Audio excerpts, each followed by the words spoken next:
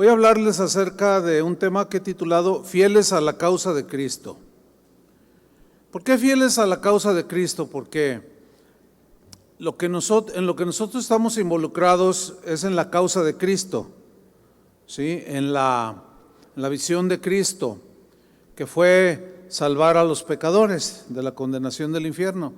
Y Dios tuvo a bien llamarnos para administrar los misterios de Dios, o sea, la palabra de Dios. Y la causa de Cristo, quienes se involucran en ella, así como nosotros, debemos de ser fieles a esa causa. Yo puedo tener muchos amigos, cualquiera de ustedes puede ser mi mejor amigo, o yo su mejor amigo, pero escuchen, si la amistad que yo tengo contigo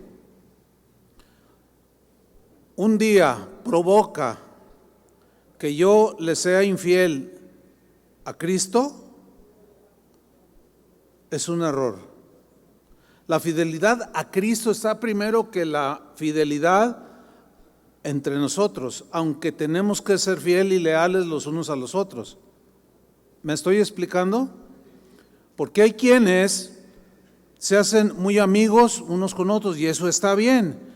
Pero cuando se trata de guardar la fidelidad a la causa de Cristo y a los principios de Dios, prefieren traicionar a Cristo, prefieren traicionar la lealtad a Cristo que quedar mal con el amigo.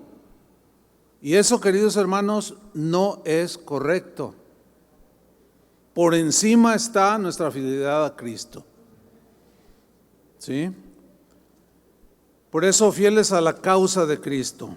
Miren, la fidelidad en las Escrituras siempre está relacionado a la perseverancia, siempre. Fielmente los discípulos, desde que Jesús los llamó a predicar, siguieron predicando perseverantemente el Evangelio de Jesús. En Hechos 11:21 se lee así: y la mano del Señor estaba con ellos, así como con nosotros. ¿Cuántos quieren que la mano de Dios esté sobre nosotros? Esa es nuestra oración. Y le pido al Señor en este momento que su mano esté sobre ustedes. Digan amén. La mano del Señor estaba con ellos y gran número creyó y se convirtió al Señor. Llegó la noticia de estas cosas a oídos de la iglesia que estaba en Jerusalén y enviaron a Bernabé que fuese hasta Antioquía. Vean cómo trabajaban en armonía, en unidad, a ver qué estaba pasando, y lo enviaron. Cuando llegó a Antioquía y vio la gracia de Dios, o sea, la obra de Dios manifiesta por los resultados de conversiones, se regocijó y enseguida Dios le da una palabra y dice: y exhortó a todos los exhortó a que con propósito de corazón permaneciesen fieles al Señor. Noten cómo no dijo en ninguna manera que permanezcan fieles a Pedro, a Bernabé, a Juan, que aunque ellos entendían que había que ser fieles a sus pastores, pero sobre todo la fidelidad al Señor. Jesús mismo exhortó a los cristianos en Esmirna a que permanecieran fieles. Esto está en Apocalipsis 2:10. Les dijo lo siguiente: no temas en nada lo que vas a padecer. Noten cómo Jesús les está advirtiendo a los cristianos en Esmirna que vendrían tiempos difíciles, como veíamos en la enseñanza de ordenación, de que vamos a vivir todo tipo de situaciones. Entonces Jesús aquí les dice: no teman en nada, porque a veces el temor hace que algunos claudiquen y sean infieles a la causa de Cristo.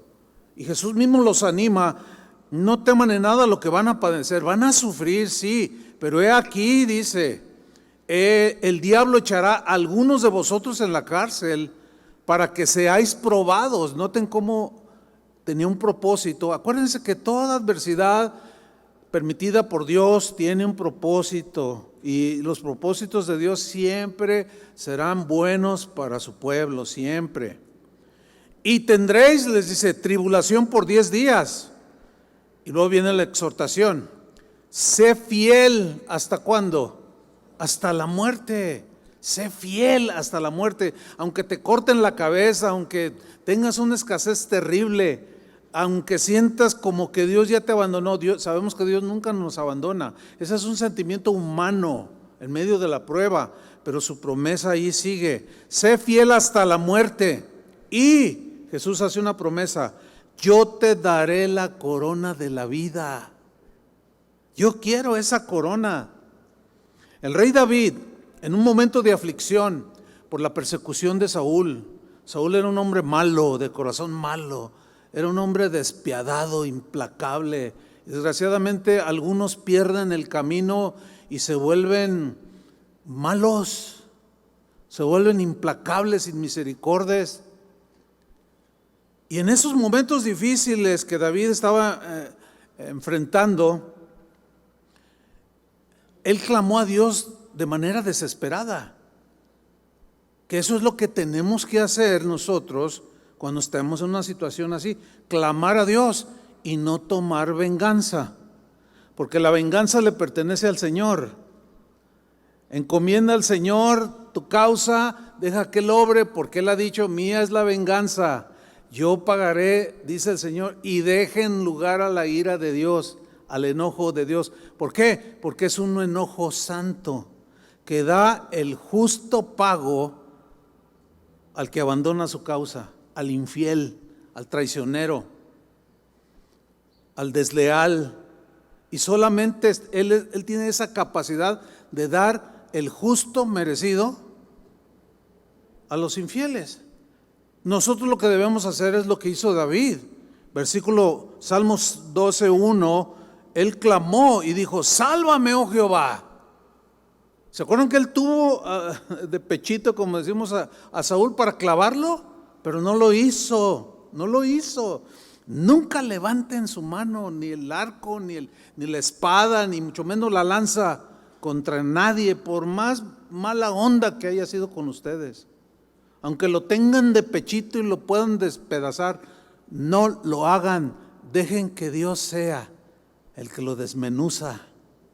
Ese es asunto de Dios. Nosotros tenemos que ser fiel a lo que dice, lo que le dijo Pablo a Timoteo: el hombre de Dios no debe ser contencioso, o sea, peleonero, broncudo. No, eso no es para nosotros. Entonces David clama: sálvame, oh Jehová, porque se acabaron los piadosos, porque han desaparecido los fieles de entre los hijos de los hombres. Fíjate nada más qué oración. O sea, llegó un momento en que David se sintió rodeado de puros traicioneros. A donde volteaba, híjole, su general, algunos soldados, a donde volteaba, y luego el rey, y de pronto su hijo Absalón. Y clamó desesperado: sálvame, Señor. Esa es la oración que nosotros tenemos que hacer. Los tiempos actuales son como los tiempos de David, o muy parecidos, pues. Los hombres fieles son como una especie en peligro de extinción. Cada rato escuchamos: y que aquel ya se rebeló, y que aquel hizo de las suyas, y que aquel hizo esto, y que el otro, y ay, pastor, que esto, ay, sálvame, Señor. Sálvame, porque parece como que se acabaron los fieles. ¿Dónde están los hombres fieles que aceptaron el llamado de Dios? Se les hizo un encargo y están traicionando con su infidelidad a la causa de Cristo. Y eso no se vale. Cada vez son más constantes, ciertamente, las noticias de que muchos están traicionando la causa de Cristo, a Cristo. Traicionan a sus hermanos. Otros están dejando el ministerio. Otros están apostatando. Y el colmo, pastores que se están convirtiendo al catolicismo. Increíble, pero es cierto. Cuando hablamos de un pastor fiel, nos referimos a aquel que es digno de confianza. Pablo dijo, acuérdense, el Señor me tuvo por fiel. Él arriesgó el evangelio de la vida en mis manos. Yo pude haberlo traicionado, pero me mantuve. Todos tenemos ese potencial de traicionar a Jesús, de ser infieles al llamado, de traicionar a otros. Por eso Pablo insistía con Timoteo: cuídate de ti mismo, cuida tu corazón, hijo mío, dame tu corazón, cuídalo, andes en mis caminos. Un ministro fiel es aquel que es leal a la causa de Cristo. Es aquel que no tiene su propia agenda escondida, que de pronto la saca y hace a un lado la causa de Cristo, el propósito de Cristo, el evangelio de Cristo, las instrucciones de Cristo, las hace a un lado y saca su manual personal, su agenda personal. Y dice, bueno, esto es lo que Jesús, claro, no lo dicen así, pero en los hechos lo hacen. Esta es la agenda de Cristo, pero no me interesa mucho. Yo quiero hacer mi agenda. Yo lo que quiero hacer es esto con la iglesia. Yo tengo estos planes para la iglesia. Eso es aberración delante del Señor. Dios no necesita nuestros planes. Acuérdense que somos instrumentos en las manos del cirujano. Nada más déjate usar. No le tires un navajazo a la mano del Señor. No descuartices la iglesia de Cristo. Un ministro fiel, por supuesto que también es leal a sus compañeros del ministerio. Un ministro fiel no traiciona. Un ministro fiel no calumnia, no divide, no siembra discordia entre sus compañeros. Porque un ministro fiel sabe que esas cosas Dios las aborrece. ¿Las qué? Las aborrece. Y lo digo con énfasis, las aborrece. No es extrañar que Salomón dijera en Proverbios 25:19, leo en la versión en lenguaje actual: confiar en gente traicionera, cuando se tienen problemas, dice esta versión, es como comer con dolor de muelas o caminar con una pierna rota o fracturada. ¿Te imaginas? O sea, ¿cómo? No se puede. ¿Cómo confiar en gente traicionera? Decía Salomón, no se puede. Es muy doloroso caminar con una piedra fracturada o con el dolor de una muela, y cómo comer un delicioso bife argentino, ¿verdad? No se puede. Dice, así es, confiar en gente traicionera cuando se tienen problemas. Entonces hay que identificar al traicionero y cuidarse de él. Como cuando Pablo le dijo a Timoteo: mira, cuídate del calderero, Alejandro el calderero, el herrero, también se puede traducir así, me ha causado muchos males. Esa frase, me ha causado muchos males, implica que Alejandro, como fue disciplinado por Pablo, junto con otro cristiano, y fueron expulsados y entregados a Satanás, la agarró fuerte Alejandro contra Pablo, y lo calumnió y testificó en la corte contra el mismo Pablo para que fuera condenado a la muerte. Y Pablo le dice: Alejandro, el de las calderas, Timoteo, me ha causado muchos males. Y luego dice: el Señor le pague conforme a sus obras. El Señor paga conforme a nuestras obras. Si son buenas, galardones. Si son malos, hermanos, hay que pensarlo dos veces antes de traicionar la causa de Cristo o traicionar a tus compañeros o a tus ovejas. Una vez yo le dije a Adrián: oye, ¿qué de tal pastor? No, pues ahí anda, se la pasa jugando golf. Oye, ¿y qué? ¿Cómo está su congregación? No, pues ya tiene muy poquita gente. Pues es que se la pasa jugando golf. Entonces no sé por qué le dije yo: oye, voy a decirle que si no, como él lo conocía más que yo lo conocía, pero él había tenido más relación con él. Le dije: ve con él y dile que si nos renta el auditorio porque tenía un auditorio como para 1,000 personas, para poner otra casa de oración. Esto fue aquí en la ciudad. Ah, sí, yo voy. Y ahí va Adrián, como fiel ministro, obediente. Y le dice a aquel pastor: oye, fíjate que traigo una propuesta de parte del pastor Chuy. Ah, sí, ¿cuál? Oye, réntanos el local de la iglesia, ¿no? ¿De veras? Sí, réntanosla. ¿Y qué? No, pues queremos hacer una casa de oración. No, órale, ¿saben? Se lo rento tanto. Es más, se lo rento y con todo y ovejas. ¿Sí o no, Adrián?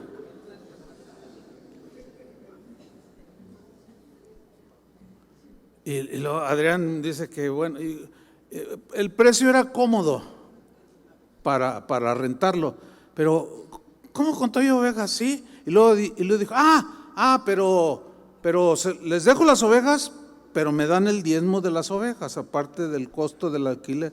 ¿Qué clase de hombre es ese? Por el amor de Dios, hermanos. ¡Qué vergüenza! Quisiera que apagaran las cámaras y que las ovejas no se dieran cuenta que a veces las alquilan. Eso es traicionar. Eso no se hace, hermanos. El asunto es cuando tengamos que dar cuentas a Dios. Mira, algunos viven como si nunca fuéramos a rendir cuentas a Dios. Son malvados de corazón, mienten a mansalva. Hermanos, por favor. Digo, yo sé que de esos no hay aquí, ya se fueron. Pero por si alguno queda, piénsesela 2 veces antes de actuar de esa manera. ¿Cuántos dicen amén? 1 Corintios 4:1. Así como Dios busca verdaderos adoradores, Él también busca hombres y mujeres fieles. Él busca buenos administradores también que sean fieles, que cuiden sus intereses y no estén velando por los suyos. Les voy a leer textos que ya han leído algunos, pero lo voy a leer en la versión en lenguaje actual. 1 Timoteo 4:1. Ustedes, dice, deben considerarnos como simples servidores de Cristo. ¿Cómo debemos ser considerados?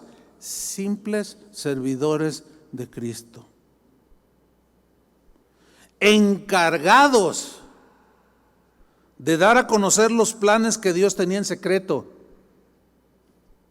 Versículo 2. Los que están encargados, o sea, nosotros, de alguna tarea, deben demostrar, esa palabra en esta traducción me gusta mucho. ¿Deben qué? Debemos qué? Demostrar. Ahora, ¿con qué se demuestra? Con hechos. No con bonitas palabras y elocuencia, con hechos. Deben demostrar que se puede confiar en ellos. Debes demostrar que se puede confiar en ellos. Yo tengo que darle a Dios demostraciones que puede confiar en mí. Tú también, y todo aquel que sirve al Señor. Dios exige pastores, ministros que estén dispuestos a llevar la cruz de la negación a sus propias ambiciones personales, a sus metas personales, pastores fieles a su congregación, pastores fieles a la congregación que Dios te encomendó, ministros fieles que den fruto en el lugar donde Él te plantó y que no anden vagando sin rumbo, buscando nada más otras cosas que no hacer la voluntad de Dios. Es difícil para muchos el día de hoy cómo ubicarse, porque los estándares que han implantado de unos 20, 25 años a la fecha de lo que es un ministro exitoso es tener una congregación muy grande, tener ministerio radial, ser invitado a conferencias internacionales, y para muchos ese es el prototipo del ministro exitoso. Pero hermanos, eso es falso. Así no es, porque si en ese parámetro metemos a Noé, es un fracasado. Si en ese parámetro metemos a Jeremías y a Ezequiel, son unos fracasados. El mismo Jesús sería un fracasado. Tengan mucho cuidado con todas esas definiciones de ministros de éxito. El éxito, el Señor no lo mide por cuánta gente lograste meter a la iglesia, sino lo mide en cuanto a la fidelidad que tú tuviste. Si fue en lo poco o fue en lo mucho, la fidelidad es el parámetro que Dios usará. Así es que, hermanos, a ser fieles, ministros fieles que den fruto. El Señor Jesús es nuestro máximo ejemplo en todo, supremo ejemplo. Él es el testigo fiel y verdadero de Apocalipsis 3:14. Él es el sumo sacerdote fiel de Hebreos 2:17. Él es el fiel y justo que nos perdona y nos limpia de toda maldad, de 1 Juan 1:9. Somos ministros de aquel cuyas palabras y promesas son fieles y verdaderas, y somos representantes de Él. Fíjense que Jesús valoró mucho, incluso alabó la fidelidad, alabó, la nombró, le puso atención o llamó su atención de los que eran leales y fieles. En Lucas 22:28, en la versión al día, este texto es conmovedor por lo siguiente, lo voy a leer en la versión al día, Lucas 22:28. Ustedes, les dice a sus discípulos, ustedes son los que han estado conmigo durante todos mis tiempos difíciles. Ustedes saben que Pedro negó en un momento a Jesús. Todos podemos tener momentos y días y ocasiones malas donde tropezamos, ¿sí o no? Pero si tú te fijas en general, los discípulos, porque Pedro fue restaurado, él se arrepintió de haber cometido esa traición, traicionó al maestro. Sin embargo, él lloró y se arrepintió, y el arrepentimiento genuino te vuelve a ubicar en la condición en la que te quedaste. Por eso es importante el arrepentimiento, reconocer cuando nos equivocamos y arrepentirnos, hermanos. No demos esa impresión de que yo nunca fallo o que nunca fallamos, que somos impecables. Somos iguales que las ovejas. Es más, seguimos siendo ovejas. Nada más con la única diferencia que Dios nos encargó que como por alguna razón que está en su soberanía, Él te honró y te puso como cuidador y supervisor de parte de sus ovejas, a quienes debemos ser fieles también. Sigo leyendo. Ustedes son los que han estado conmigo durante mis tiempos difíciles. Mi Padre me dio un reino. Me gusta esta traducción. Y yo les doy también la autoridad para reinar conmigo. Pero ellos estuvieron en los momentos difíciles. O sea, fueron fieles. Versículo 30. Ustedes comerán y beberán a la mesa en ese reino y se sentarán en tronos para juzgar a las 12 tribus de Israel. Bueno, en esa promesa estaba Judas incluido. Cuando él habló esto, Judas estaba incluido. ¿Qué pasó con él? ¿No cuidó su corazón? Se desvió del camino, empezó a codiciar. Algunos codician dinero, otros codician poder, otros reconocimiento, otros que les aplaudan, que les besan la mano. Supe de un pastor que yo conocí muy bien, y cómo se fue desviando, y llegó el tiempo en que ahora la gente que va a su congregación se pone a la puerta y extiende la mano para que se la besen. Pásenle, y dice, ay, padrecito, qué vergüenza, da pena ajena. Pero que Dios nos guarde, hermanos. Tampoco debemos de tomar una posición inflexible contra el que se equivoca. ¿Por qué?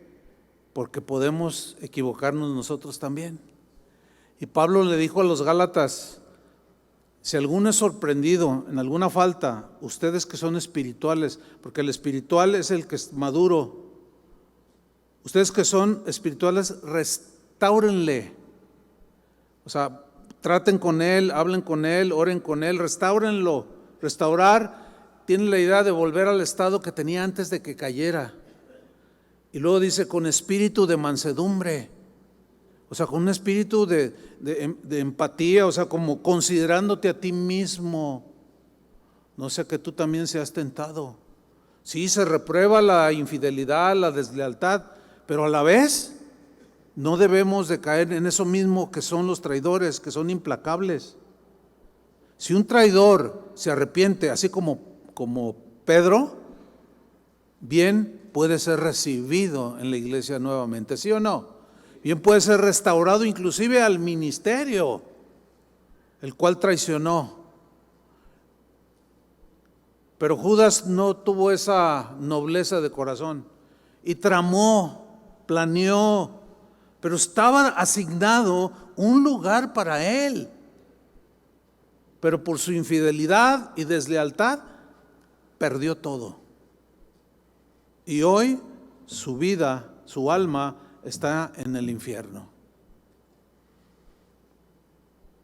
Jesús habló de la recompensa máxima a la fidelidad mostrada en el servicio a su iglesia. Acuérdense que somos siervos, servimos a Cristo, servimos a las ovejas.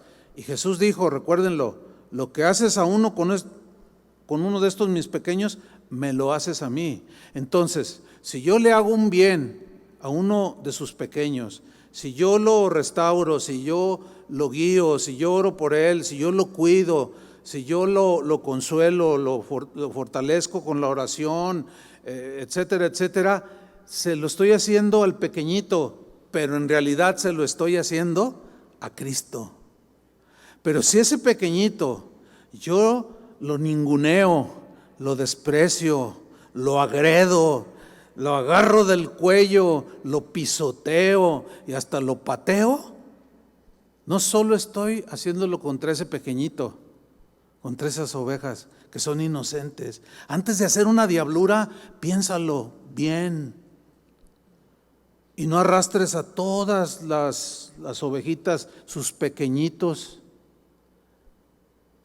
que Él tiene un amor por todos ellos, y nosotros podemos despedazar a las ovejas de Dios. Hay de aquel que está en esa condición de haber despedazado, que no le importan las ovejas, le importa su agenda, le importa lo que él quiere hacer. Eso no es un ministro fiel. Pero si aún esos o cualquiera de esos se arrepiente, pueden ser recibidos por Jesús, ¿sí o no? Él es fiel y justo para perdonar todo, incluyendo la traición y todo lo que sea. Y nosotros también debemos de perdonar. ¿Cuántos dicen amén? Porque cualquiera de nosotros puede tener una eventualidad. Y nos gustaría que fuéramos tratados con misericordia, ¿no es cierto? Y así es como debemos de obrar nosotros. Pero no aceptar, ni porque es muy mi amigo, y ser fiel con ellos e infiel con Jesús. Eso sí no se nos permite. Primero está la lealtad y la fidelidad a Él. Dale un aplauso al Señor.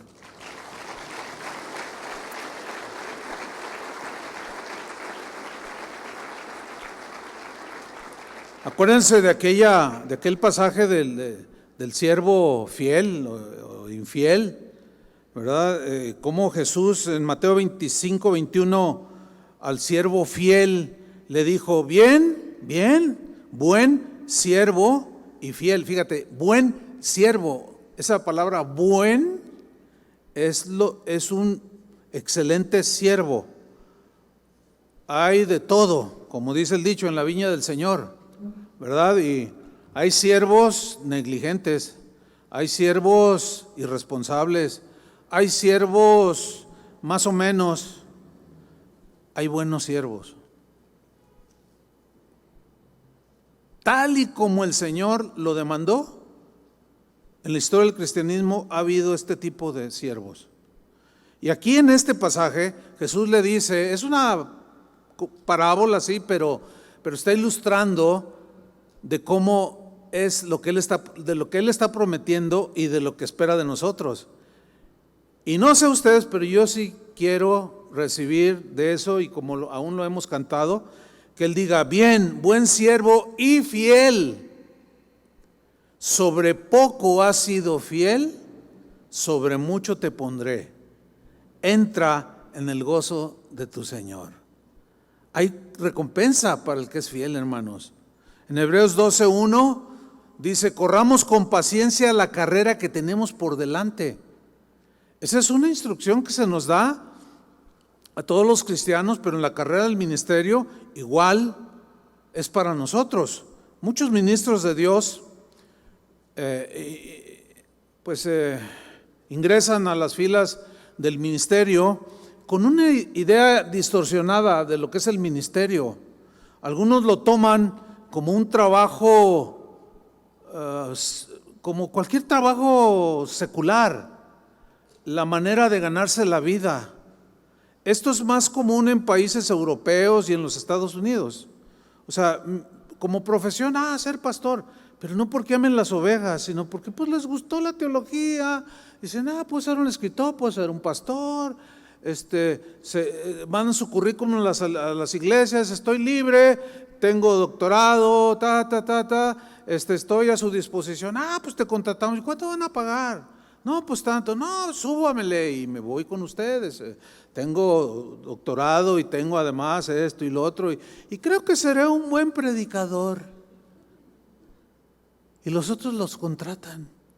O sea, se ha vuelto tan increíblemente falto de comprensión de lo que es ser llamado al ministerio.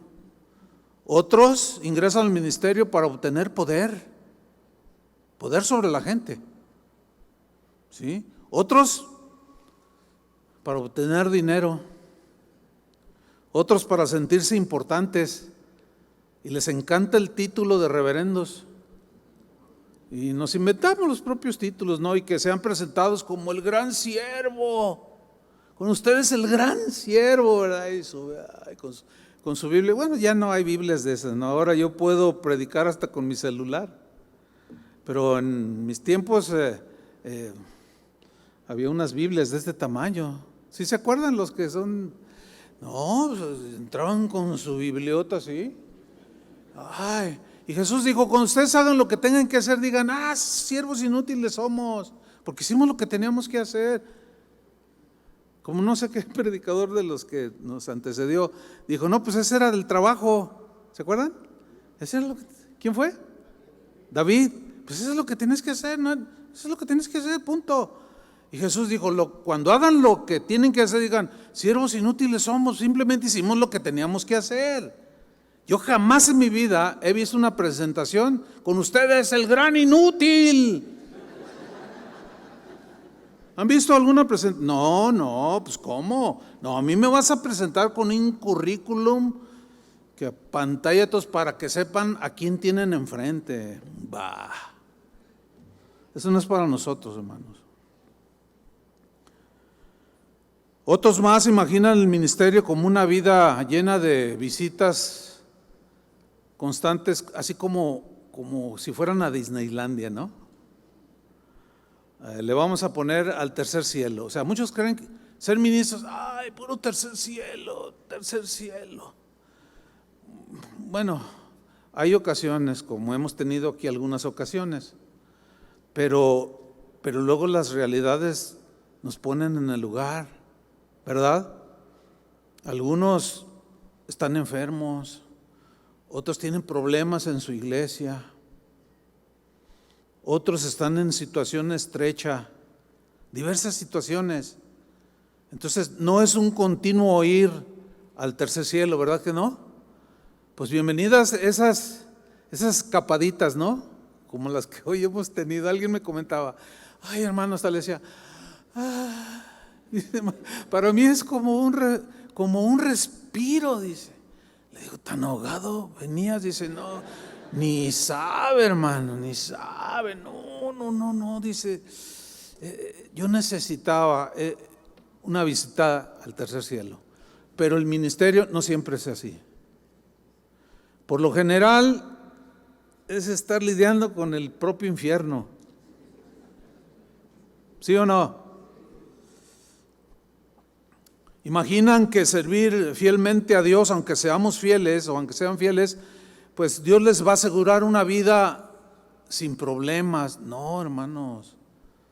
Acuérdense que el apóstol Pedro dice, no se sorprendan del fuego de la prueba, como si alguna cosa extraña les aconteciese.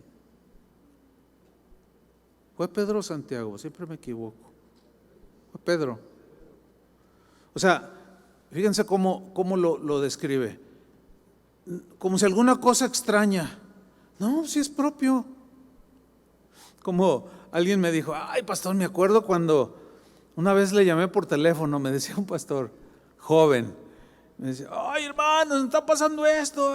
Vas bien. Yo le dije, vas bien. Y dice, ay, me sacó de onda bien feo. ¿Cómo que voy bien si lo único que tengo es como David, ¿verdad? Por todos lados, Señor, sálvame. No, es que es parte. Y como alguien oraba también y daba definición de un punto, es que Dios permite todo eso para formar nuestro carácter y sea como el de Él. ¿Quieren ser como Jesús? Debemos de aceptar, como dijo Job, ¿a poco nada más lo bueno y lo adverso no? Pues todo está incluido ahí. El asunto es que algunos cuando se dan cuenta de que las cosas no son así, como que se frustran, otros se desaniman, otros se desilusionan y en algunos casos hasta terminan en la frustración total. Y muchos otros en ese transcurso de la carrera terminan siendo infieles, terminan siendo desleales a Jesús, a su causa, a sus compañeros del ministerio. Tenemos que tratar de entender lo mejor posible que estas situaciones se dan. En la vida en el ministerio, o la vida en el ministerio no es una carrera de 100 metros sin obstáculos, no. Una carrera de 100 metros sin obstáculos es una carrera que los expertos la corren en ¿cuántos segundos? 9 segundos, 8, 9 segundos. ¡Fua! Salen como flecha. O sea, y ya llegaron a la meta. Y la gloria, ¿verdad? La medalla. No. El ministerio no es una carrera de 100 metros. No, al contrario. Es una carrera, es como un maratón. Es una carrera a larga distancia. Además llena de obstáculos. Y necesitamos la perseverancia, necesitamos la paciencia y mucha resistencia, hermanos, para terminarla fielmente. Nosotros tuvimos nuestro ejemplo en carne y hueso con el hermano Pablo. Nombre fiel, wow. No. Yo les he contado a algunos que después de muerto ya 7, 8 años, de pronto vienen a mi mente enseñanzas de él que yo ya no recordaba. Y de pronto cuando estoy en una situación, me viene y me acuerdo y lo tengo en buena memoria. Y bendita es la memoria del justo. Hay muchos testigos a nuestro alrededor, como decía a los hermanos que estaban iniciando su carrera oficial, ministerial, alrededor nuestro, mirándonos cómo estamos corriendo la carrera del ministerio. Voy a volver a leer Hebreos 12:1, pero en una versión Palabra de Dios para Todos.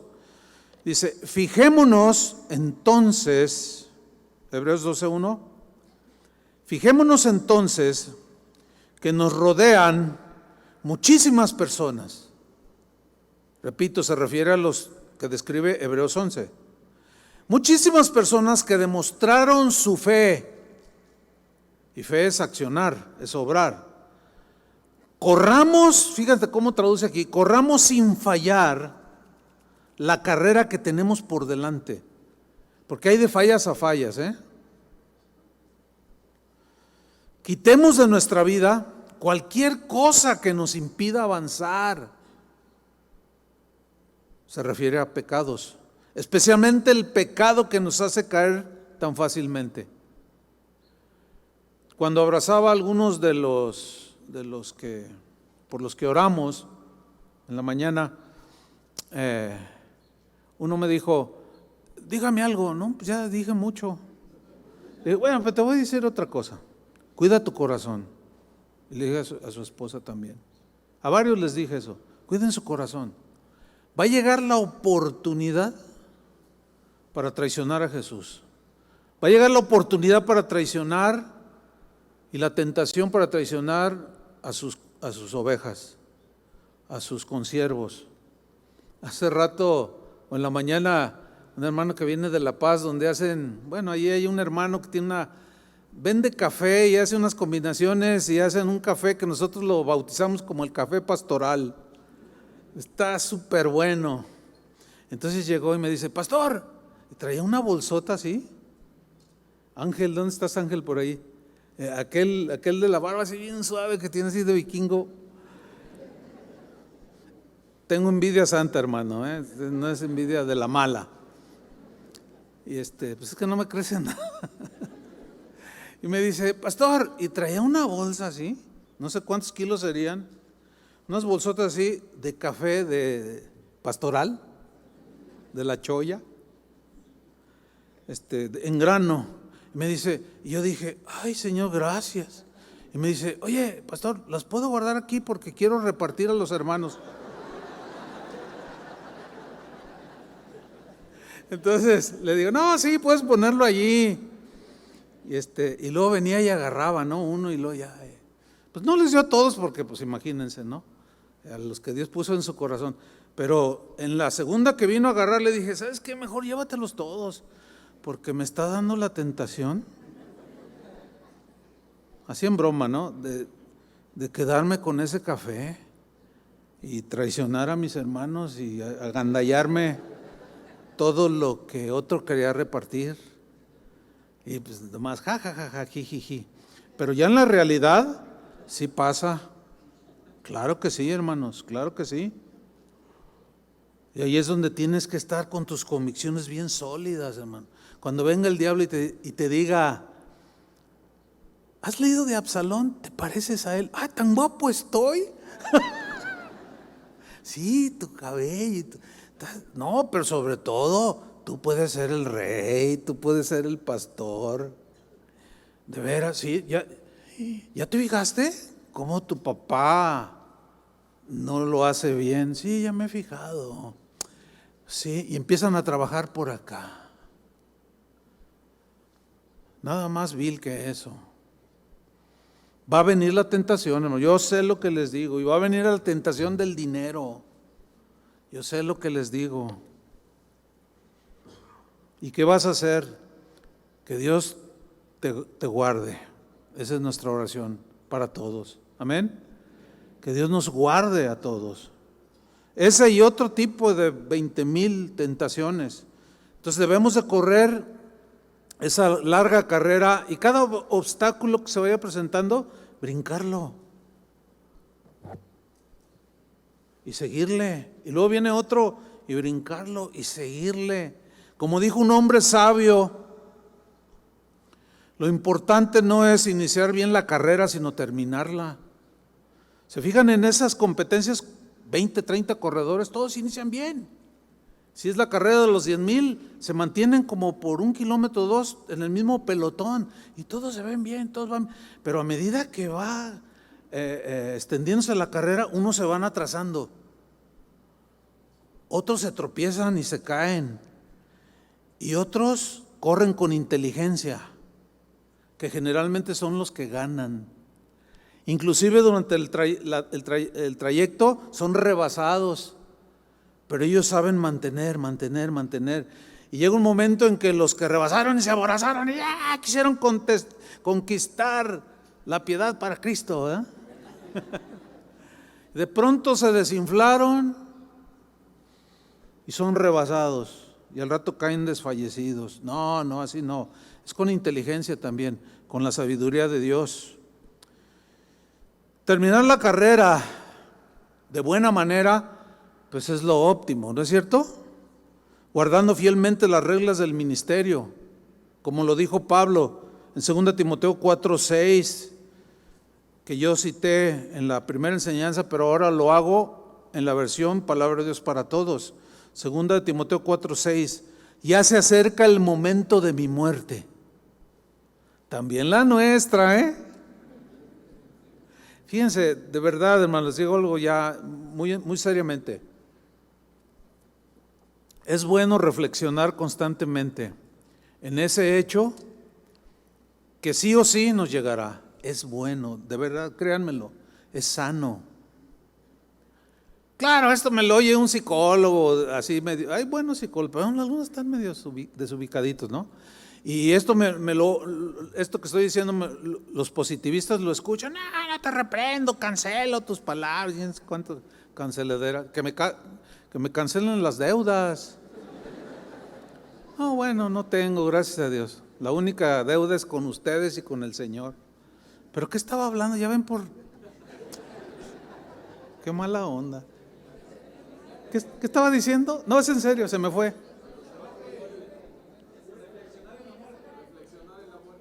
Entonces sí están despiertos, ¿no? No, es bueno, de verdad. Es más, la Biblia dice, es mejor ir al funeral que a la fiesta. Porque en el funeral el corazón de los hombres se enmienda.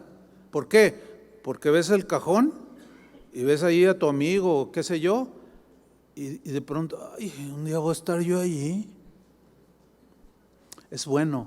A mí en lo personal me ha hecho mucho bien. Me ubica de manera insospechada o extraña, pero me ubica.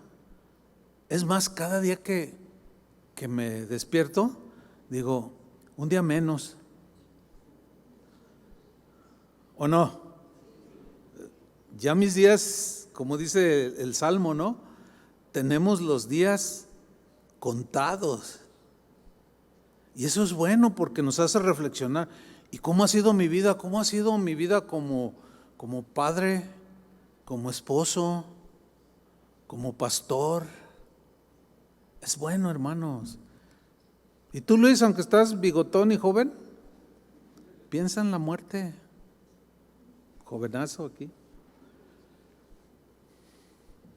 Piensen, mediten, lean sobre lo que la Biblia dice al respecto. Les va a ayudar. Leo 2 Timoteo 4:6. Ya se acerca el momento de mi muerte. Mi vida es derramada como un sacrificio a Dios. Me fue bien en la competencia. Me gusta esta traducción. Me fue bien en la competencia. Acuérdense que ya estaba anciano y ya.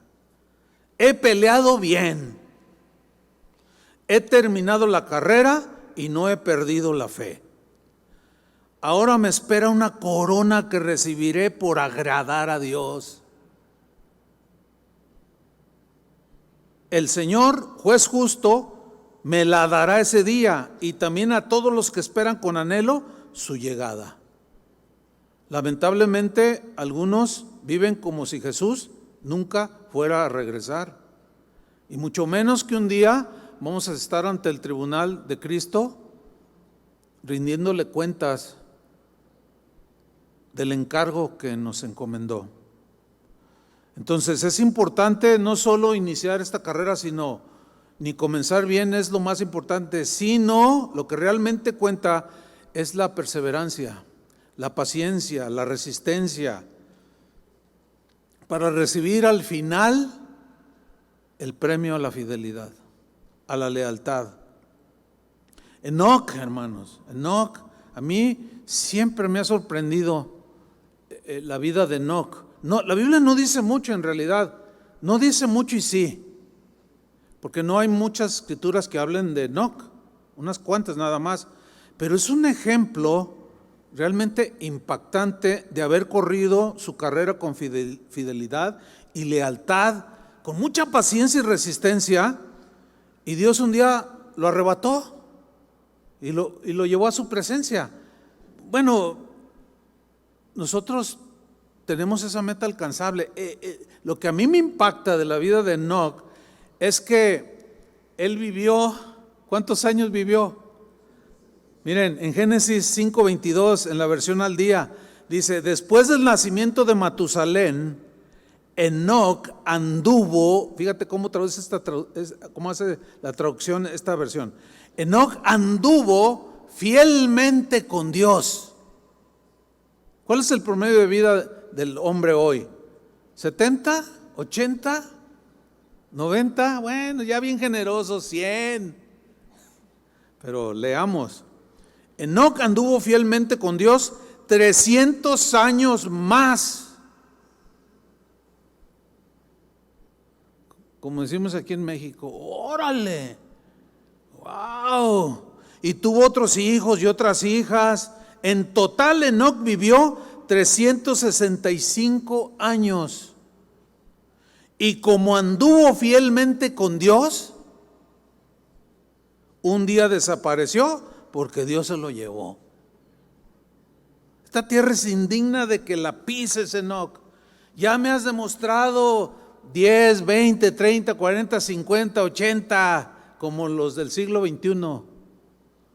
Pero Enoc, ya son 100, ya son 150, ya son 200 años, ya son 250, son 300, son 350, son... Ay, hermanos, ¿a poco no les impacta esto? Como muestra de que el hombre a quien Dios le da su gracia, le da su espíritu, le da fortaleza, y por la gracia de Dios podemos terminar bien, hermanos. Que la gracia de Dios sea derramada sobre cada uno de ustedes 365 años. O sea que una vez después de muerto, alcance a tu descendencia y a los hijos de tus hijos y a los hijos de... y toda tu descendencia sea bendita. Enoc vivió 365 años caminando fielmente con Dios. Eso sí es notable. No dice más la Biblia, no más que caminó fielmente con Él, es decir, 4 veces más años que cualquiera de nosotros, y mostró que sí se puede ser fiel y leal al Señor hasta el final. Que no se nos ocurra pensar que tantos años de caminar con Dios fueron sin luchas, nada que ver. No, si Él fue contemporáneo de gente como Noé, que la maldad de los hombres, ¿cómo era? Digo, cuando digo contemporáneo, pues 200, 100, 50, o sea, 300, pero los de aquella, los antediluvianos. Es un error pensar que todo fue tercer cielo. No, la maldad de los hombres ya se estaba desbordando y Jesús lo aseguró. Y por haberse multiplicado la maldad en los últimos tiempos, el amor de muchos se enfriará. Terminan amándose más a sí mismos que a Dios. Terminan amando más sus ministerios que a las ovejas. Enoc no se cansó de hacer el bien día tras día durante 365 años, que si los multiplicamos, a ver, que alguien me ayude, 365 por 12 meses son tantos meses, por 30 días en promedio, son bien muchos, como decimos aquí en Jalisco, o como dicen en Argentina, muy muchos. Muchísimos. Resistió fielmente hasta el último día. No, discúlpenme, no se murió. Dios se lo llevó. ¿Y por qué se lo llevó? Porque esta tierra era indigna de ser pisada por ese hombre fiel. Y un día el Señor vendrá por los suyos, por los fieles. Y nos llevará a donde Él está. Terminemos bien hasta el final. Seamos fieles a su causa.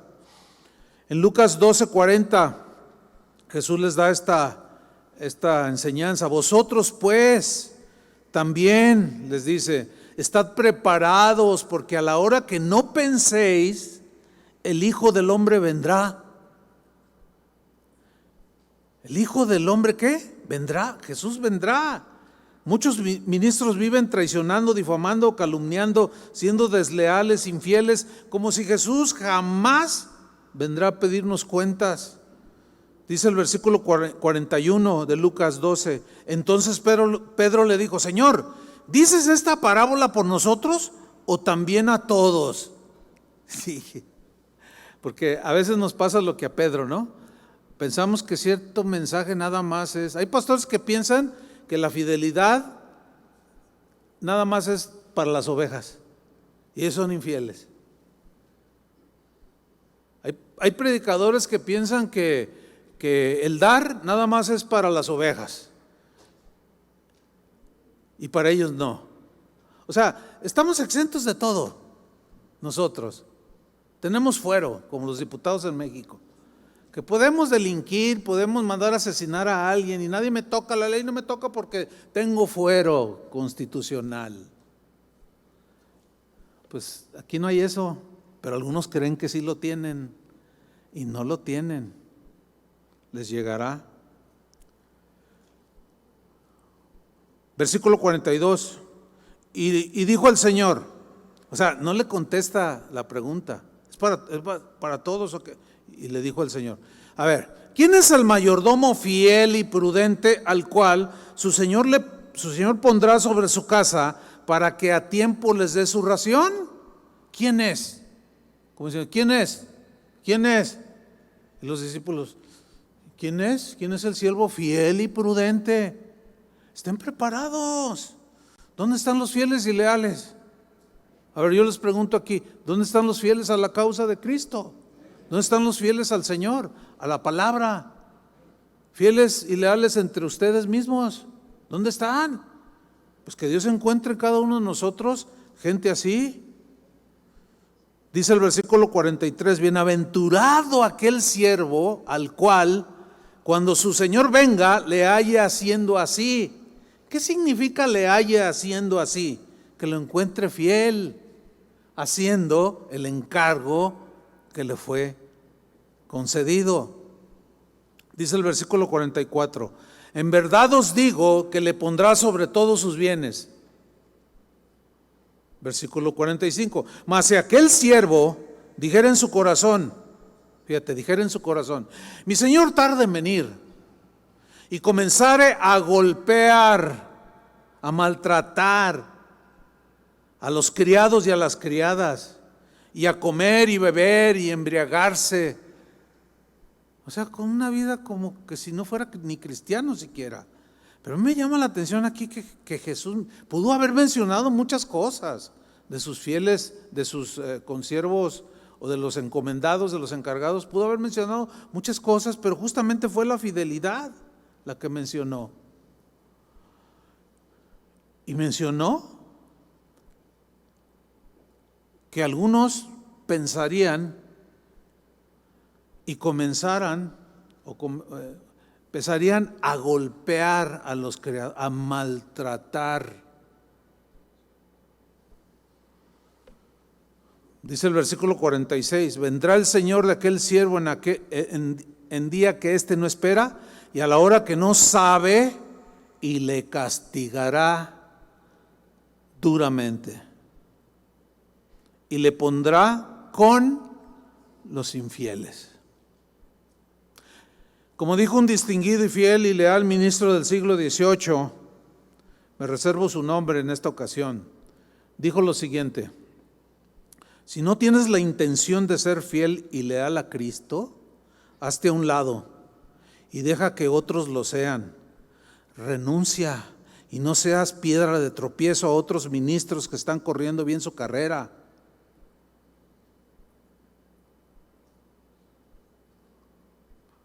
Algunos que renuncian le hacen mucho bien a la obra de Dios, porque se acabó la dictadura, se acabó el maltrato, se acabó el pisotear y de ningunear a los siervos de Dios.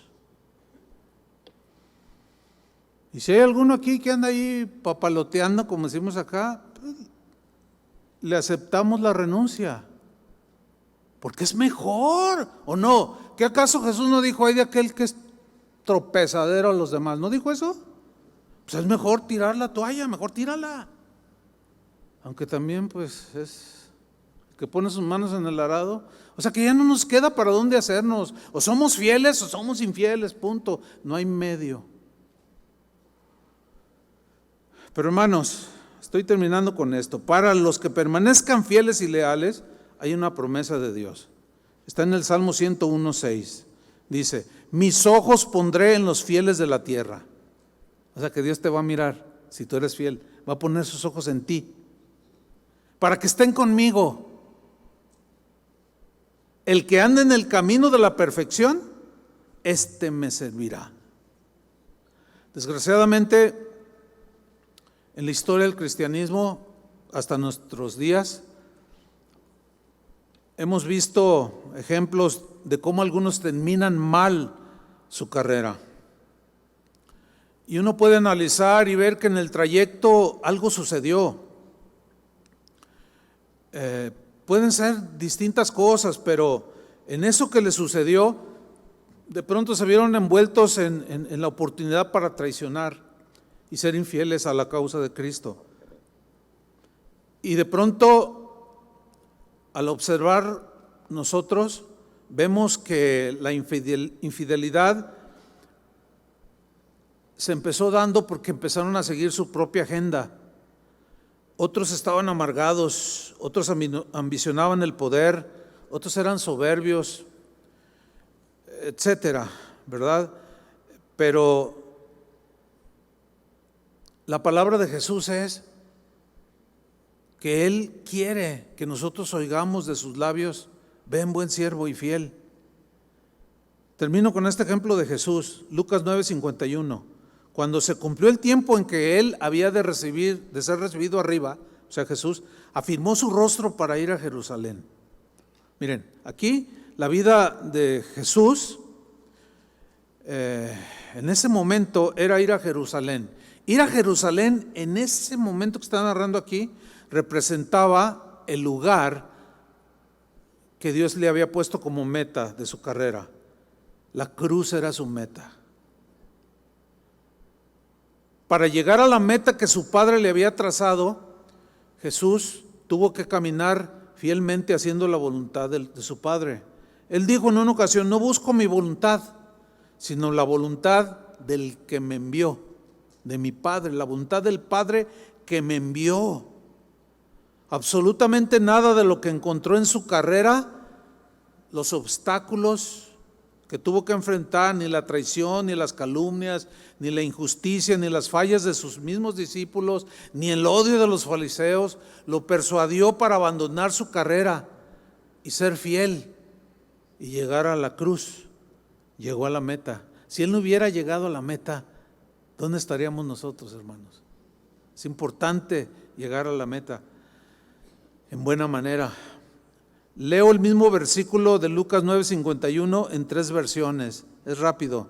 Cuando ya se acercaba el tiempo en que Jesús había de subir al cielo, emprendió con valor su viaje a Jerusalén.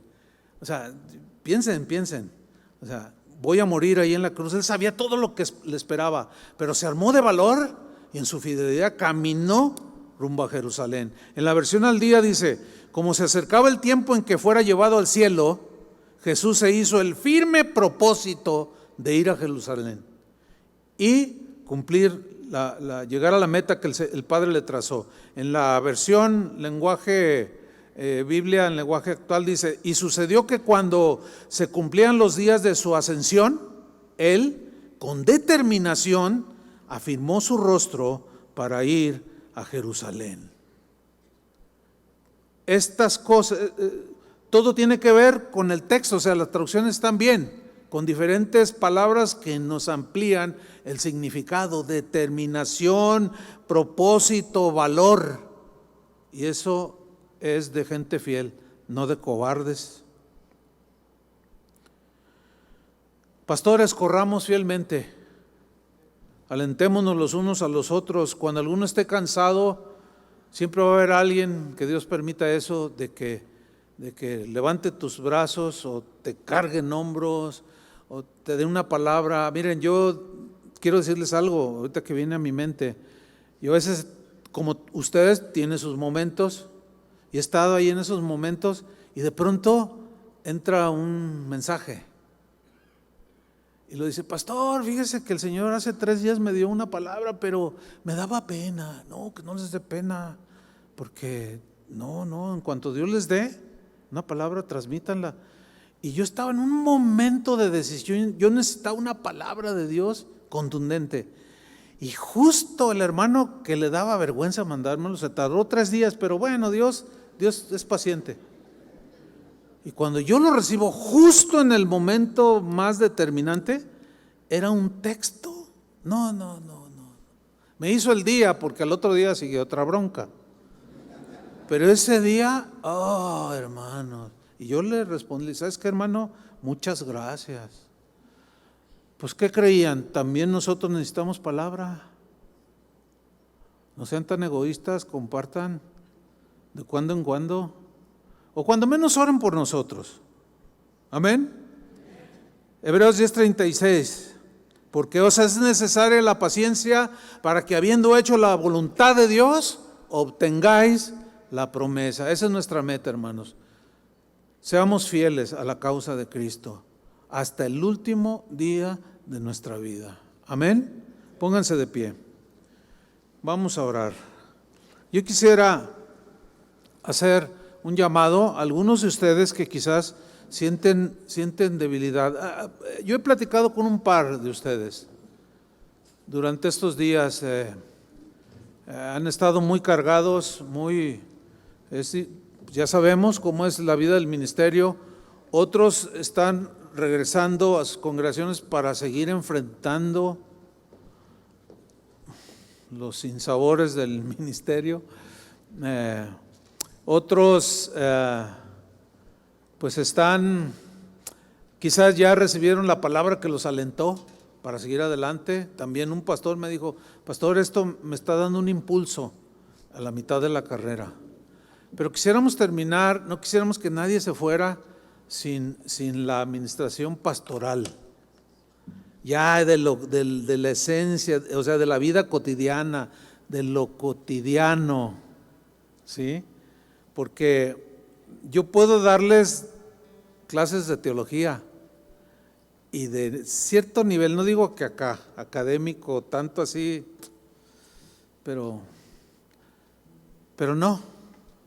También los pastores tenemos que ser pastoreados. Amén. Entonces yo quisiera hacer un llamado respetuoso a algunos que necesitan oración para continuar. Ya ahorita como que ya se pararon. Ya están, ¿verdad? Pues ahora, hermano, así agarrarlos de la mano y órale, vente, y vamos a seguir corriendo la carrera.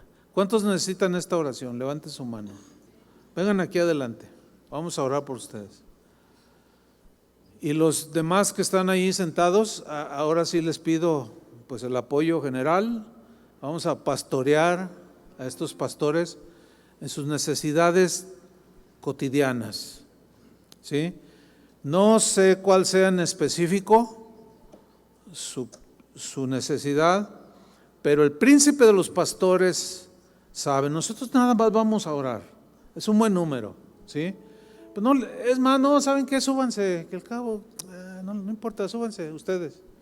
Aquí está más amplio, súbanse aquí, a la plataforma, para tener un poco más de espacio. Y ustedes que están ahí atrás, si tienes el deseo de venir y orar por alguien en especial, pues ven, puedes orar 1 por 2. A los pastores que estamos ministrando, eso sí les pido que también nos ayuden a ministrar, ¿ok? Entonces extiéndanse para acá, hermanos. Hermano, Fidencio, por favor, para que todos ciérrense, no les que llenen todo este espacio. Ok, los pastores que nos quieran ayudar a orar por nuestros consiervos, vamos a hacerlo. Apóyenos. Algunos quizás tienen problemas familiares, situaciones difíciles, pero el Señor es nuestro pronto auxilio. Y vamos a clamar: Señor, sálvanos, ayúdanos.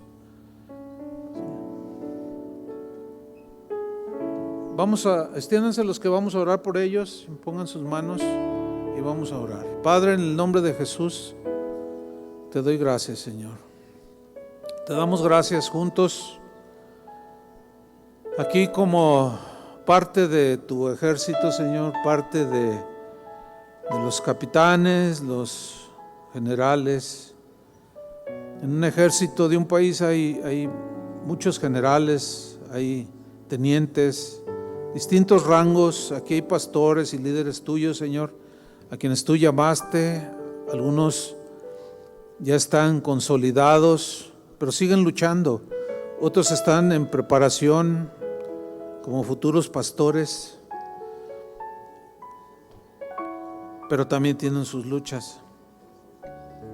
Y hoy venimos, Señor, delante de ti, agradeciéndote primeramente por este tiempo, que es un regalo tuyo, Señor, que supliste para poder sufragar los gastos para estar en esta reunión. Gracias, Señor. Toda dádiva y todo don perfecto viene de ti, y tú supliste y te agradecemos. Y hemos estado aquí estos 3 días y hemos recibido tu palabra. Tu buen espíritu ha tocado nuestro espíritu, nuestro corazón. Tu palabra se ha hecho realidad en algunos aspectos de nuestra vida. Y queremos seguir corriendo con paciencia la carrera. Y aquí hay algunos, Señor, a quien tú conoces mejor que cualquiera de nosotros, que tiene sus situaciones particulares. Pero sabemos que tú eres el Dios de toda consolación, el Dios de toda gracia, que la repartes en abundancia, gracia sobre gracia. Y así como a Pablo le dijiste, bástate mi gracia, tu gracia, Señor, la recibimos y nos basta para enfrentar y seguir con las labores del ministerio, que cada vez se hacen más difíciles, pero donde hay maldad, pecado, sobreabunda la gracia.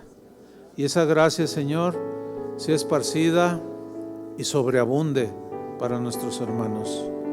El que viene triste, que se vaya contento, Señor, con una sonrisa en sus labios, en paz. El que venía sin una guía de tu espíritu, o sin una guía clara para él, que tu espíritu le haya trazado, Señor, una guía, un camino. El que venía triste, desconsolado por la situación familiar o ministerial o en la iglesia, que tu consuelo, Señor, los abrace y los tomes en tus brazos, Señor, y tú enjugues sus lágrimas, los consueles. En el nombre de Cristo Jesús los ponemos en tus manos. Los que están allá, pon tu mano en el hombro de tu vecino que tienes a tu derecha, a tu izquierda, los que están allá en el fondo, y oren unos por otros. Oren, si tienes alguna necesidad, pues ahí dile, mira, yo tengo esta necesidad, ora por mí en este momento, ¿sí? En el nombre de Jesús. Padre, gracias, te pido por mi hermano, mi hermana que están a mi derecha, a mi izquierda, que también, Señor, bien puede estar pasando un tiempo agradable, de paz, de solaz,